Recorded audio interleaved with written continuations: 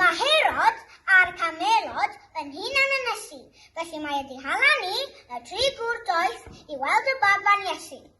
A ni'n mynd ar regio pren iddo fe. Pasta! Blawd! Paper toilet! Faint a ni, boys? Cofiwch wisgo masg!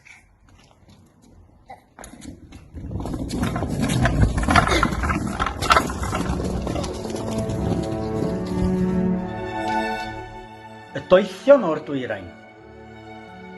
Aeth y dynion doeth ar eu taith tua Bethlem, lle rosodd y seren uwchben un o'r tai. Ddaethon nhw mewn, a dyna lle roedd Mair a'r plentyn bach.